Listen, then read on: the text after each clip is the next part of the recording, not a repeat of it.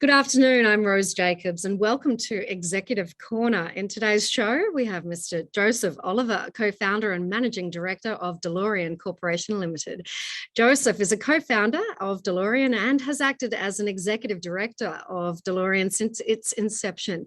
He has an extensive background in engineering and renewable energy and the development, design, construction, commissioning and operation of renewable energy infrastructure, and particularly in the bioenergy sector. Pretty impressive CV you've got there, Joseph.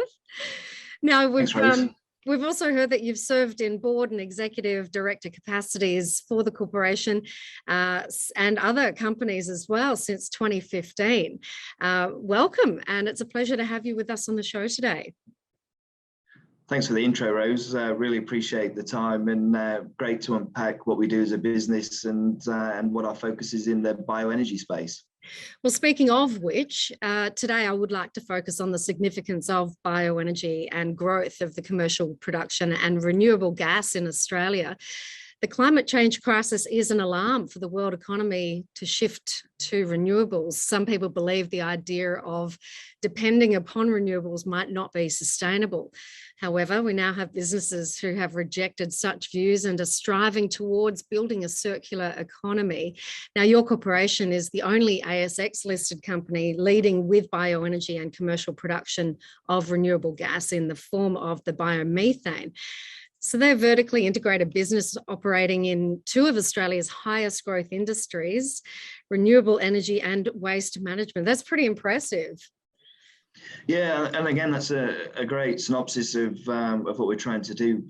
I think effectively what we've seen throughout COVID and throughout the last couple of years is a refocus around ESG and really trying to be more sustainable, more environment focused, and really try and have that organisation structured to deliver in the current market. I think what we note is that we can't keep burning fossil fuel for energy, and we can't keep putting waste in the ground, and certainly from an organic perspective, where we're losing nutrients. We've got soils that need those nutrients to grow food for our ever-growing population, and what we feel we address is both of those. So diverting waste from landfill, capturing those organics for nutrient and biofertilizers that can go back into the soils, but equally harnessing that energy from a greenhouse gas perspective, from an emission perspective, and offsetting fossil fuel is really the direction that we're really trying to drive. So it's really key that we do divert waste, we capture that waste, and we recycle that nutrient back into the soils. But then we offset the fossil fuel generation. We focus on green gas. We focus on green electricity that really helps us to be clean from an emissions perspective. It's an interesting sitting on both sides of the fence, really, wouldn't you say that you have this moral obligation and planetary obligation as well to do the right thing, but also it's a very attractive trait for a corporation to have in terms of attracting consumers to represent yourselves with that brand. Would you say that there is a weight either way as being morally obligated to the benefit of the planet, or is there just that attractiveness that it creates to a consumer to be associated as that? That's a good question. I think both. I think at the same time we're a commercial operation. We are about driving profit in the organization, but what we do is we build commercially viable facilities that play on both sides, which is capturing those organics, diverting from landfill. There's a cost behind that. In addition, there's a cost behind burning fossil fuel. So I feel that by being in that sector where we're able to offset that waste for energy means that we're able to play on both sides commercially to give a commercial return to our shareholders effectively. And I think that's where we are focused as an organization, and equally, the good of the planetarian good of diverting that waste, capturing that nutrients and putting it back into the soils is great. What we also can't keep doing from a circular economy perspective is digging oil and gas out of the ground and releasing that into the atmosphere that's given us the global warming. So by being able to offset that, utilize carbon emission sources, reduce that carbon emission source is a real benefit to the greater good, but equally aligned to what our business mandate is and our driver around national organics capture here in Australia and overseas. Absolutely. Now, Delorean is leading the Australian market with commercial production of bioenergy and in-demand renewable gas. Give us your insights on how that has been affected by the pandemic within the market, both in Australia and globally. Yeah, so the last couple of years, we've certainly seen complexities being based here in Perth. With the borders locked has definitely caused some complexity around delivery. Our engineering team and we're head office here in Perth, but equally we've localized where we're delivering projects and got a clear focus on that.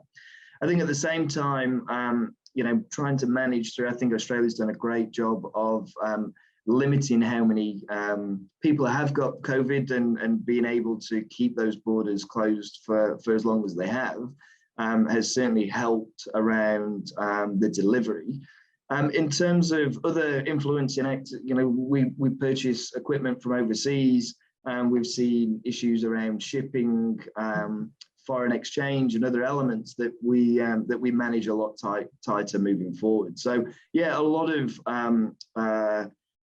interesting. It's been an interesting time around a lot of different areas that have thrown complexities and challenges across, and we've coped with it pretty well. In addition to developing out a pipeline of projects nationally, and tying in with some large corporations, billion-dollar companies, around how we can support them meet their sustainability goals and offset the fossil fuel that they're using with green gas effectively. So there's a lot of great work that the team's done that we've been able to do remotely and service that growing appetite and interest around ESG and green focused fuel. And indeed, time to shine in amongst these times of adversity, and you can really rise to the top. It's very impressive. So I'd like to ask what your view is for Australia's future in terms of bioenergy and renewables, both short-term and long-term future prospects.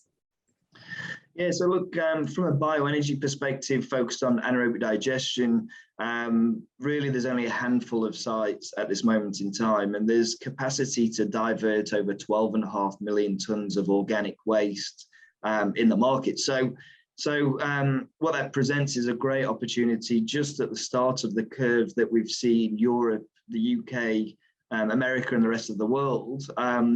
It's a mature technology, anaerobic digestion, and we're really seeing that short-term interest start to kick now, basically. From a long-term perspective, I think what we see is a great pathway for diversion of organics from landfill and capturing those organics for nutrients, and building multiple facilities in each state is going to really create that path. So from a long-term perspective, offset of fossil fuel, diversion of organics. The Jandakot facility has already diverted well over 150,000 tonnes of waste in the past 6 years that it's been operating. So looking ahead, I think we're going to see a lot more waste diverted from landfill, organics captured, and a great driver towards this industry. Sensational. So, Joseph, the concept of circular economy is now really starting to tap into news headlines. I'd like to hear your thoughts on why the circular economy is significant and how we can best proceed towards that. Yeah, so a lot of folks around global warming, and I think what we know is, as sort of highlighted earlier, by taking fossil fuel out of the ground and combusting that fuel into generating CO2 emissions, is having an impact on our global warming, on our ozone layer, on everything that's around that. From a food waste perspective, or from an organics perspective, we're actually taking that carbon out of the atmosphere. We're utilizing it and we're sequestering carbon back in the ground from a fertilizer perspective. And what we're outputting is an emission that's offsetting a fossil fuel emission. So that's where the circular economy works really well with the bioenergy. It's about utilizing what we've got, reusing what we have, and making sure that we turn waste streams into value products rather than just throw them away. We've got to get away from this throwaway society and move into more of a reuse, recapture, and drive forward in that space. I couldn't agree more. But finally, in December of last year, you were awarded the gas retail license for Victoria. And now, as we've entered 2022, give us some insight into what lies ahead in your near-term pipeline. Yeah, so we're heavily focused in the green gas space. We see the East Coast market opening up around utilising green gas to offset fossil gas. We've got our Victorian licence, and we've applied for our national licence for gas as well, and we'll be looking to retail green gas moving forward. We see a lot of interest in this space. There's not a lot of forms of green gas compared to electricity in the form of solar and wind, but we're really seeing a big push in the green gas market. And bioenergy is the best way to generate that green gas. Very exciting times. We'll be watching from here, and we look forward to touching base with you as well. Hopefully you make it over this way to the East Coast. We can catch up again. But yeah, that's it for today's chat. Joseph, it's been absolutely lovely having you here. Joseph Oliver, co-founder and MD of Delorean Corporation. Thank you for your time. Thank you, Rose. And that's a wrap for today's Expert Talks. I'm Rose Jacobs, and it's been a pleasure to have you with us. Watch this space for more.